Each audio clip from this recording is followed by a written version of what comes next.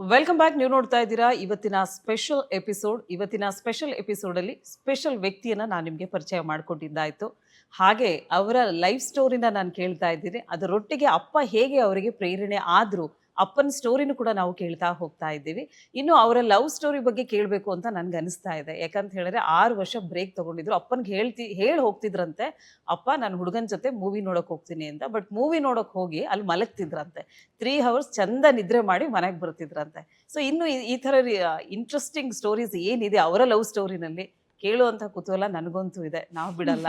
So ಇನ್ನು ಈ ತರದ್ ಯಾವ್ದಾದ್ರು ಫನ್ನಿ ಮೂಮೆಂಟ್ಸ್ ಹೇಳೋದಾದ್ರೆ? ತುಂಬ ಬೇಗನೆ ನಾನೀಗ ನನ್ನ ಮಕ್ಳಿಗೆ ಸ್ವಲ್ಪ ಸ್ವಲ್ಪ ಸುಳ್ಳು ಹೇಳ್ತಾ ಇರ್ತೀನಿ. ನಾವು we met when we were 15, ಆದರೆ ನಾವು ಅವಾಗೇನು ಲವ್ ಮಾಡಲಿಲ್ಲ ಅಂತ. ಯಾಕಂದ್ರೆ ನನ್ನ ಮಗ 15 ವರ್ಷ ಈಗ. ಸೊ ಬಟ್ ನಾನು ರಂಜಿತ್ನ ಮೀಟ್ ಮಾಡಿದ್ದು ವಿಜಯ ಕಾಲೇಜಲ್ಲಿ. ಸೊ ನಾನು ಹೇಳಿದ್ನಲ್ಲ, ಸೆಕೆಂಡ್ ಪಿ ಯು ಸಿ ನಾನು ಫೇಲ್ ಆದ್ದರಿಂದ, ಸೊ ನನ್ನ ಅದೊಂದು ಈ ಸಕ್ಸಸ್ ಏನಿತ್ತು ಅದರಲ್ಲಿ ಪಿ ಯು ಸಿಲಿ ಅಂತಂದರೆ ನಾನು ರಂಜಿತ್ನ ಮೀಟ್ ಮಾಡಿದ್ದು. So he was a very good friend. ಹಾಗಾಗಿ ನಮ್ಮ ಮನೆಗೆಲ್ಲ ತುಂಬ ಬರ್ತಿದ್ದೆ. ನನಗಿಂತ ಜಾಸ್ತಿ ನಮ್ಮಮ್ಮಂಗೆ ಜಾಸ್ತಿ ಫ್ರೆಂಡ್ ಅವನು. ಸೊ ಅವರು ಅವಾಗಿಂದಾನೇ ನಮ್ಮಮ್ಮಂಗೆ ತುಂಬ ಕಾಲೆಳೆಯೋದು, ಆಂಟಿ ನೀವೆಷ್ಟು ಬ್ಯೂಟಿಫುಲ್ ಆಗಿದ್ದೀರಾ ಅನ್ನೋದು, ಲಲ್ಲು ಡಾರ್ಲಿಂಗ್, ಲಲಿತಾ ಡಾರ್ಲಿಂಗ್ ಅನ್ನೋದು. ಸೊ ಅದೆಲ್ಲ ಅಮ್ಮ ಅಂದರೆ ತುಂಬ ಇದು. He was very close to the family of course. And ನಮ್ಮ ಮನೇಲಿ ಮೊದಲಿಂದನೂ ಈ ಥರ ಹೆಣ್ಮಕ್ಳೇ ಬರಬೇಕು, ಗಂಡಸರು ಹುಡುಗರು ಫ್ರೆಂಡ್ಸ್ ಇರಬಾರ್ದು, ಆ ಥರದ್ದೆಲ್ಲ ನಮ್ಮ ಮನೇಲಿ ಆ ರಿಸ್ಟ್ರಿಕ್ಷನ್ಸ್ ಇರಲಿಲ್ಲ. ಒಂದೇ ರಿಸ್ಟ್ರಿಕ್ಷನ್ ಇದ್ದಿದ್ದಂದರೆ 6 ಗಂಟೆಗೆ ಮನೆಗೆ ಬರಬೇಕು ಅಂತ. ಯಾಕಂದರೆ ಅಪ್ಪ ಪ್ರಾಬಬ್ಲಿ ಅವ್ರಿಗೆ ಆಬ್ವಿಯಸ್ಲಿ ನಮಗೆ ಭಯ ಇಲ್ದಿರ ಇರ್ಬೋದು, ನಮಗೆ ಅಪ್ಪನ ಧೈರ್ಯದ ಬಗ್ಗೆ ಗೊತ್ತಿತ್ತು ಇದೆಲ್ಲ.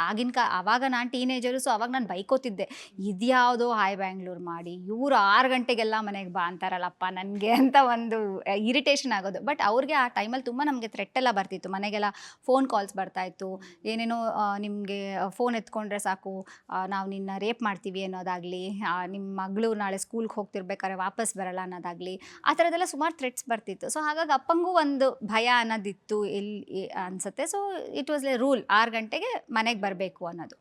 ಸೊ ಹಾಗಾಗಿ ನಾನು ಏನು ಮಾಡ್ತಿದ್ದೆ, ಈ ಟ್ಯೂಷನ್ಗೆ ಅಂತ ಅವಾಗ ಪಿ ಯು ಸಿ ಆದ್ದರಿಂದ, ಆ್ಯಂಡ್ ನನ್ನ science intelligence was very low. So ಹಾಗಾಗಿ ನಮ್ಮ ಅಪ್ಪ ಪಾಪ ಟ್ಯೂಷನ್ಗೆ ಕಳಿಸೋರು ಕಷ್ಟಪಟ್ಬಿಟ್ಟು ನಾನು ಟ್ಯೂಷನ್ ಬಂಕ್ ಮಾಡಿ ರಂಜಿತ್ನ ಮೀಟ್ ಮಾಡೋಕ್ಕೆ ಅಂತ ಹೋಗ್ತಿದ್ವಿ. ಒಂದು ಸಲ ಲಾಲ್ಬಾಗಲ್ಲಿ ಹೋಗಿದ್ವಿ, ಲಾಲ್ಬಾಗಲ್ಲಿ ಮೀಟ್ ಮಾಡಿದ್ವಿ. ಆ್ಯಂಡ್ ಲೇಟ್ ಆಗೋಯಿತು, 6:15 ಆಯಿತು. ನಾನು ಮನೆಗೆ ಬರೋಷ್ಟರಲ್ಲಿ ಅಪ್ಪ ಆಲ್ರೆಡಿ ಇದ್ದಾರೆ. ಯೂಶ್ವಲಿ ಏನಾಗುತ್ತೆ, ಅಪ್ಪ ಮನೆಗೆ ಬರೋದು ಸ್ವಲ್ಪ 7:30-8 ಗಂಟೆ ಆಗುತ್ತೆ. ಅಮ್ಮ ಹೆಂಗೋ ಮ್ಯಾನೇಜ್ ಮಾಡಿಬಿಡೋರು. ನಾನು ಅಮ್ಮಂಗೂ ಏನೋ ಒಂದು ಹೇಳ್ಬಿಟ್ಟು, ಪಾಪ ನಮ್ಮ ಅಮ್ಮಂಗೆ ಗೊತ್ತೂ ಆಗ್ತಿರ್ಲಿಲ್ವೇನೋ, ನಾನೇನೋ ಒಂದು ಮ್ಯಾನೇಜ್ ಮಾಡಿ ಹೆಂಗೋ ಸರಿ ಇರ್ತಿತ್ತು. ಬಟ್ ಅವತ್ತು ಅಪ್ಪ ಮನೇಲಿ ಆಲ್ರೆಡಿ ಇದ್ದರು. ಎಲ್ಲಿ ಹೋಗಿದ್ದೆ ಅಂದರು. ಅವ್ರು ಆ್ಯಕ್ಚುಲಿ ಎಲ್ಲಿ ಹೋಗಿದೆ ಅಂತಲೂ ಕೇಳಲಿಲ್ಲ. ನಾನು ಬಂದಿದ ತಕ್ಷಣ ನಾನು ಅಂದೆ, ಅಪ್ಪ ಈ ಆಟೋದವರು ಎಷ್ಟು ಇದು ಅಂದರೆ, ನಾನು ನಾಗಸಂದ್ರ ಅಂತ ಹೇಳಿದ್ರೆ ಅವರು ನನಗೆ ಇನ್ನೊಂದು ಯಾವುದೋ ನಾಗಸಂದ್ರಕ್ಕೆ ಕರ್ಕೊಂಡು ಹೊಟ್ಟೋಗ್ಬಿಟ್ರು. ನಮ್ಮ ಮನೆ ಹತ್ರ ಇರೋ ನಾಗಸಂದ್ರಲ್ಲಿ ಕರ್ಕೊಂಡೇ ಬರಲಿಲ್ಲ. ಆ ರೋಡಲ್ಲಿ ಹೋಗು ಅಂದರೆ ಅವ್ನು ಎಲ್ಲೋ ಹೋಗ್ಬಿಟ್ಟ, ಅದಕ್ಕೆ ಲೇಟ್ ಆಗೋಯ್ತು ಟ್ಯೂಷನಿಂದ ಬರೋದು ಅಂತ ಹೇಳಿದೆ. ಲ್ಯಾಬಿಂದ ಬರೋದು ಲೇಟ್ ಆಯಿತು ಅಂತ ಹೇಳಿದೆ.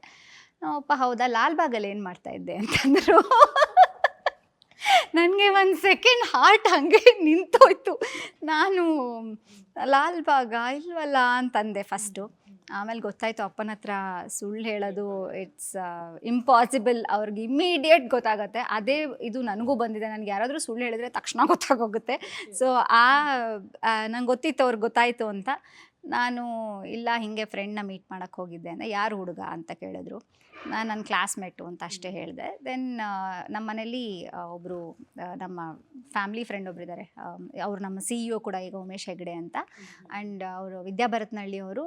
ಅಪ್ಪನಿಗೆ ಕೊಲೀಗ್ ಆಗಿದ್ದರು ಸಂಯುಕ್ತ ಕರ್ನಾಟಕದಲ್ಲಿ. So it's like very very close family. So ನಮ್ದು ಏನೇ ಕಂಪ್ಲೇಂಟ್ ಇರಲಿ, ಸೆಲೆಬ್ರೇಷನ್ಸ್ ಇರಲಿ, ಅವ್ರು ಇಲ್ದಿರ ಆಗೋದಿಲ್ಲ. ಸೊ ಅವ್ರ ಮನೇಲಿ ಪಂಚಾಯತಿ ಯಾವಾಗೂ ಯಾರದೇ ಏನೇ ಪಂಚಾಯತಿ ಇದ್ದರು, ಎಸ್ಪೆಷಲಿ ನಂದಂತೂ ಸಿಕ್ಕಾಪಟ್ಟೆ ಆಗಿರೋದು ಅವ್ರ ಮನೆಯಲ್ಲೇ. ಸೊ ಅವ್ರ ಮನೆಗೆ ಕರ್ಕೊಂಡು ಹೋದರು. ನಾನು ಓಕೆ ಸರಿ, ಇನ್ನು ಪಂಚಾಯತಿ ಶುರುವಾಗತ್ತೆ ಅಂತ ಹೋದೆ. ಕೇಳಿದ್ರು ಯಾರು ಹುಡುಗ ಏನು ಅಂತ. ನಾನು ಓಪನ್ನಾಗಿ ಹೇಳಿದೆ, ನನಗಿಷ್ಟ ಅವನಂದರೆ ಅಂತ. ನೀನು ಏಜ್ ಎಷ್ಟು ಗೊತ್ತಾ ಅಂದರು. ನೀನು ಏನು ಓದ್ತಿದ್ಯಾ ಗೊತ್ತಾ ಅಂದರು. ಫಸ್ಟ್ PU ಸಿ ಓದ್ತಾ ಇದ್ದೀನಿ, ಸೆಕೆಂಡ್ PU ಸಿಗೆ ಈಗ ಹೋಗ್ತಾ ಇದ್ದೀನಿ. ನೀನು ಏಜ್ ಎಷ್ಟು? 15 ವರ್ಷ ಅಂತ. ಸೊ 15 ವರ್ಷಕ್ಕೆ ಲವ್ ಮಾಡಿದ್ರೆ ನೀನು ನೆಕ್ಸ್ಟ್ ಏನು ಓದ್ತೀಯಾ, ಕೆರಿಯರ್ ಏನು ಮಾಡ್ಕೊತೀಯಾ ಅಂದರು. ಇಲ್ಲ ನಾನು ಮಾಡಲ್ಲ ಅಂತಂದೆ. ಇಲ್ಲ ಇನ್ಮೇಲೆ ಇದೆಲ್ಲ ಮಾಡಲ್ಲ, ಓದ್ಕೋತೀನಿ ಅಂತಂದೆ. ಸರಿ ಅಪ್ಪ ಅಂದರು, ನೋಡಿ ಮಗಳೇ, ಎಲ್ಲ ಹಾರ್ಮೋನಲ್ ಇದಿರುತ್ತೆ, ಫಿಸಿಕಲ್ ಅಟ್ರಾಕ್ಷನ್ ಇದೆಲ್ಲ, ನೀನು ಅದನ್ನೆಲ್ಲ ಸೀರಿಯಸ್ ಆಗಿ ತೊಗೋಬಾರ್ದು, ಇಟ್ಸ್ ಜಸ್ಟ್ ಇನ್ಫ್ಯಾಚುಯೇಷನ್ ಅಂತ. ಅವ್ರು ಅದು ಹೇಳ್ಬಿಟ್ರಲ್ಲ, ಇನ್ಫ್ಯಾಚುಯೇಷನ್ ಅಂದ್ಬಿಟ್ರಲ್ಲ, ನನ್ನ ಅಷ್ಟು ಪ್ಯೂರ್ ಆಗಿರೋ ಪ್ರೀತಿನ ಇವ್ರು ಇನ್ಫ್ಯಾಚುಯೇಷನ್ ಅಂದ್ಬಿಟ್ರಲ್ಲ ಅಂತ ಕೋಪ ನನಗೆ. ಸರಿ ಆಯಿತು ಅಂತ ಹೇಳಿ ಹಾಗೆ ನಾವು ಆಬ್ವಿಯಸ್ಲಿ ನಮ್ಮದೊಂದು ಒಂದೊಂದು ಕೋಡ್ಗಳಿರ್ತಿತ್ತು ಮನೆಗೆ. ಸೈಲೆಂಟ್ 1 ರಿಂಗ್ ಬಂದರೆ ಓಕೆ ಅವರೇ ಕಾಲ್ ಮಾಡಿದ್ದಾರೆ ಅಂತ. ಸೊ ನೆಕ್ಸ್ಟ್ ಹೋಗಿ ಅಲ್ಲಿ ಸೊ 1 ರಿಂಗ್ ಬಂದ ತಕ್ಷಣ ಅಲ್ಲಿ ಹೋಗೋದು, ಫೋನ್ ಎತ್ಕೊಂಡ ತಕ್ಷಣ ಅವ್ರ ಮನೆಯಲ್ಲಿ 2 ಫೋನ್ ಇತ್ತು, ಅಂದರೆ ಮೇಲ್ಗಡೆ 1 ಫೋನು, ಕೆಳಗಡೆ 1 ಫೋನ್ ಇತ್ತು. ಸೊ ಅವ್ರ ಮನೆಯಲ್ಲಿ ಯಾರಾದರೂ ಇನ್ನೊಂದು ಲೈನ್ ಎತ್ಕೊಂಡ್ಬಿಟ್ರೆ ಅಂತ ಉಫ್ ಅನ್ನೋರು ಅವರು. ನಾನು ಉಫ್ ಅಂತ ಅಂದರೆ okay safe, we can talk ಅಂತ. ಸೊ ಹಾಗಾಗಿ we would continue talking. So ಇದೆಲ್ಲ ನಡೀತಾ ಇತ್ತು. Obviously we were meeting. ಇನ್ನೊಂದು ಸಲ ಎಲ್ಲೋ ದೇವೇಗೌಡ ಪೆಟ್ರೋಲ್ ಬಂಕ್ ಹತ್ರ ಆ ರೋಡ್ ಹಿಂಗೆ ಕ್ರಾಸ್ ಮಾಡ್ತಾ ಇದ್ದೆ ನಾನು. ಅವ್ರ ಕೈ ಹಿಡ್ಕೊಂಡು ಹಿಂಗೆ ಕ್ರಾಸ್ ಮಾಡ್ತಾ ಇದ್ದೆ, ಎದುರುಗಡೆಯಿಂದ ಅಪ್ಪ ಬಂದರು.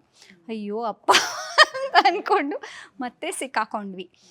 ದೆನ್ ಅದಾದಮೇಲೆ ಒಂದ್ಸಲ ಏನಾಯಿತು, ನಾವು ಇದಕ್ಕೆ ನನ್ನ ಕಾಲೇಜ್ ಫ್ರೆಂಡ್, ನನ್ನ ಸ್ಕೂಲ್, ನಂಗೆ ತುಂಬ ಜನ ಹುಡುಗರು ಫ್ರೆಂಡ್ಸ್. ಒಂದ್ಸಲ ಅಪ್ಪ ನನಗೆ ಇನ್ನೂ ನೆನಪಿದೆ, ಒಂದು ಡೈರಿ ಇತ್ತು ನನ್ನ ಹತ್ರ.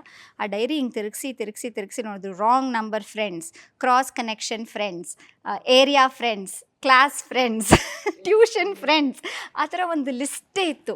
ಸೊ ಹಿಂಗೆ ಬಿಸಾಕಿದ್ರು, ಯಾರಾದರೂ ಹುಡುಗಿ ನಂಬರ್ ಇದೆಯಾ ನೋಡಿದ್ದು, ಎಷ್ಟು ಜನ ಹುಡುಗರು ಫ್ರೆಂಡ್ಸು, ಮತ್ತು ಯಾರು ಇವರೆಲ್ಲ ಕ್ರಾಸ್ ಕನೆಕ್ಷನ್ ಹೋದವ್ರನ್ನೆಲ್ಲ ಫ್ರೆಂಡ್ ಮಾಡ್ಕೊಂಡ್ರೆ ಹೆಂಗೆ ಅಂತ. ಸೊ ಆ ಥರ ತುಂಬ ಫ್ರೆಂಡ್ಸ್ ಇದ್ದರು.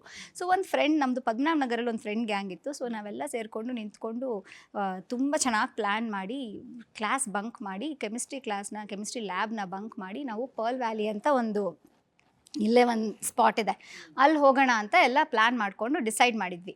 ಸರಿ ಓಕೆ, ಮುತ್ಯಾಲ್ಮಡು ಅಂತ ಅದು ಒಂದು ಫಾಲ್ಸ್ ಥರ ಬರುತ್ತಲ್ಲಿ. ಸೊ ಅಲ್ಲಿಗೆ ಹೋಗೋಣ ಅಂತ, ಹೆಂಗೆ ಹೋಗೋದು ಅಂತಲೂ ಎಲ್ಲ ಡಿಸೈಡ್ ಆಗಿತ್ತು. ನೆಕ್ಸ್ಟ್ ಡೇ ಬೆಳಗ್ಗೆ ಎಲ್ಲ ಪ್ಲ್ಯಾನ್ ಮಾಡಿಕೊಂಡು ಲ್ಯಾಬ್ ಇದೆ ಅಂತೆಲ್ಲ ಮನೇಲಿ ಹೇಳಿ ಹೋಗಿದ್ದೀವಿ. ಅಲ್ಲಿ ಹೋಗಿ ರಂಜಿತ್ ಕೂಡ ಬಂದಿದ್ದರು. ರಂಜಿತ್ ಆ್ಯಕ್ಚುಲಿ ಇವರೆಲ್ಲ ಏರಿಯಾ ಫ್ರೆಂಡ್ಸು, ಬಟ್ ರಂಜಿತ್ ನನ್ನ ಕಾಲೇಜ್ ಫ್ರೆಂಡ್ಸ್. ಸೊ ನಾವೆಲ್ಲ ಹೋಗಿದ್ದೀವಿ. ಆ್ಯಂಡ್ ಅಲ್ಲಿ ಒಂದು ಅರ್ಧ ಗಂಟೆ ಆಗ್ತಿದ್ದಂಗೆ ನನ್ನ ಫ್ರೆಂಡ್ ಒಬ್ಬಳು ಹೇಳಿದ್ಲು, ಚೇತು ನಿಮ್ಮ ಅಪ್ಪ ಕಣೆ ಅಂತಾನೆ. ನಾನು ಬರ್ತಾರೆ ಬಾ, ನಮ್ಮಪ್ಪ ಎಲ್ಲ ಕಡೆನೂ ಬಂದುಬಿಡ್ತಾರೆ, ನಿನಗೆ ಸುಮ್ಮನೆ ಕೂತ್ಕೋ ಅಂತಂದೆ. ಇಲ್ವೇ ನಿಜವಾಗ್ಲೂ ನಿಮ್ಮ ಅಪ್ಪನೇ ಬಂದಿದ್ದಾರೆ ಅಂತ. ಹಿಂದೆ ತಿರುಗಿ ನೋಡಿದ್ರೆ ಅಪ್ಪ. ನನಗೆ ಮತ್ತೆ ಫುಲ್ ಆಲ್ರೆಡಿ ಪ್ರಾಮಿಸ್ ಮಾಡಿದ್ದೀನಿ. ರಂಜಿತ್ನವ್ರು ನೋಡಿರಲಿಲ್ಲ ಅಲ್ಲಿವರೆಗೂ. ನಮ್ಮ ಅಮ್ಮನ ಪರಿಚಯ ಎಲ್ಲ ಆಗಿತ್ತು, ಬಟ್ ಅಪ್ಪ ಎದುರಿಗೆ ನೋಡಿರಲಿಲ್ಲ. ಸೊ ರಂಜಿತ್ ಬೇರೆ ಜೊತೆಲಿದ್ದಾನೆ, ಫುಲ್ ಟೆನ್ಷನ್ ನನಗೆ. ನಾನು ನಿವೇದಿತಾ ಆಂಟಿ ಅಂತ ಆವಾಗ ನಮ್ಮ ಇದರಲ್ಲಿ ಆಫೀಸಲ್ಲಿ ಕೆಲಸ ಮಾಡ್ತಿದ್ರು, ಅವರು ಬಂದಿದ್ದರು. ಆಮೇಲೆ ಕರ್ಕೊಂಡು ಬಂದರು, ಏನೂ ಮಾತಾಡಲಿಲ್ಲ. ಕಾರಲ್ಲಿ ಕೂತ್ಕೋತಾ ಇದ್ದಾಗ ಅವನು ದುಪ್ಪಟ್ಟ ಏನೋ ಹಿಂಗೆ ತೊಗೊಬಂದು ಹಿಂಗೆ ಕೊಡೋಕ್ಕೆ ಬಂದ. ನೀನು ಯಾರು ಅಂತ ಕೇಳಿದ್ರು, ನಿನ್ನ ಹೆಸರೇನು ಅಂತ. ರಂಜಿತ್ ಅಂದ. ಓ ನೀನಾ ಅಂತ ಅಂದ್ಬಿಟ್ಟು ನನ್ನ ಕಾರಲ್ಲಿ ಹತ್ತಿಸ್ಕೊಂಡು ಮನೆಗೆ ಬಂದಮೇಲೆ ಅವನ್ನ ಮನೆಗೆ ಕರೆದು ಕೂರಿಸ್ಬಿಟ್ಟು ಹಾಲು ಕೊಟ್ಬಿಟ್ಟು, ನೋಡಪ್ಪ ಇದು ನಿಮ್ದು ಏಜ್ ಅಲ್ಲ, ಇದು ಈಗ ನಿಲ್ಲಿಸ್ಬಿಡಿ, ಇದನ್ನು ಓದ್ಕೊಳ್ಳಿ, ಇನ್ನು 6 ವರ್ಷ ಆದಮೇಲೆ ಮತ್ತೆ ನಿಮ್ಮಿಬ್ಬರಲ್ಲೂ ಅದೇ ಇಂಟ್ರೆಸ್ಟ್ ಇದ್ದರೆ ಆಗ ನೋಡೋಣ, ಅಲ್ಲಿವರೆಗೂ ನೀವು ನಿಮ್ಮ ಕೆರಿಯರ್ ಸೆಟ್ ಆಗೋವರೆಗೂ ನೀವು ಮೀಟ್ ಮಾಡಬಾರ್ದು ಅಂತ ಮಾತು ಕೊಟ್ಟೆ ನಾನು ಆವಾಗೂ. ಸರಿ ಆಯಿತು ಅಂತ ಮಾತು ಕೊಟ್ಟೆ. ಹೇಗೆ ಗೊತ್ತಾಯಿತು ಅಂತ, ಆಮೇಲೆ ನಮ್ಮ ಅಲ್ಲಿ ಒಂದು ಅಂಗಡಿ ಇತ್ತು, ಪುಟ್ಟು ಒಂದು ರೇಷನ್ ಅಂಗಡಿ. ಸೊ ಆ ರೇಷನ್ ಅಂಗಡಿ ಅವನ್ನ ನಾವು ಕರ್ಕೊಂಡು ಹೋಗಿಲ್ಲ ಅಂತ ಅವನು ಫೋನ್ ಮಾಡಿ ಫಿಟ್ಟಿಂಗ್ ಇಟ್ಟಿರೋದು. ಸೊ ಹಾಗಾಗಿ ನೀವೇ ಆಗಿದ್ದೆಲ್ಲ ಒಳ್ಳೇದಕ್ಕೆ ರಂಜಿತ್ನ ಅವರು ರಂಜಿತ್ನ ನೋಡಿದ್ರು. He was impressed. ನಮ್ಮ ಅಮ್ಮಂಗೆ ಹೇಳಿದ್ರಂತೆ, ತುಂಬ ಒಳ್ಳೆ ಹುಡುಗ, tall, dark and handsome guy, ಚೆನ್ನಾಗಿದೆ ಸೆಲೆಕ್ಷನ್ ಎಲ್ಲ, ನೋಡೋಣ if they really stick to it ಅಂತೆಲ್ಲ ಹೇಳಿದ್ರಂತೆ ಅಮ್ಮಂಗೆ. ಸೊ ಅದು ಆಯಿತು. ನಾನು ಆವಾಗ ಸುಮ್ಮನಾದರೂ ಆಗಿರ್ತಿತ್ತು. ತಿರ್ಗಾ ಮತ್ತೆ ಮೀಟ್ ಮಾಡಿದ್ವಿ. ಆ ಟೈಮಲ್ಲಿ ಏನಾಯಿತು, ಅಪ್ಪಂಗೆ ತುಂಬ ಕೋಪ ಬಂದುಬಿಡ್ತು. ರಾತ್ರಿ 9:30 10 ಗಂಟೆ ಇರಬೇಕು, ನನ್ನ ರಂಜಿತ್ ಮನೆಗೆ ಕರ್ಕೊಂಡು ಹೋಗ್ಬಿಟ್ಟು ಬಿಟ್ಬಿಟ್ರು ನಮ್ಮಪ್ಪ. ಬಿಟ್ಬಿಟ್ಟು ಮುಗೀತು, ನನ್ನ ಮಗಳು ಇನ್ನು ಇಷ್ಟು ಸಲ ಹೇಳಿದ್ರು ಅವಳಿಗೆ ಬುದ್ಧಿ ಬರ್ತಾ ಇಲ್ಲ, ನೀವು ಇಟ್ಕೊಳ್ಳಿ, ಅವಳು ಮದುವೆ ಮಾಡ್ಕೋತಾಳಂತೆ, ನಿಮ್ಮ ಮನೇಲಿ ನಾನು ಬಿಟ್ಟು ಹೋಗ್ತಾ ಇದ್ದೀನಿ ಅಂತ ಬಿಟ್ಟು ಹೋಗೇ ಬಿಟ್ಟರು.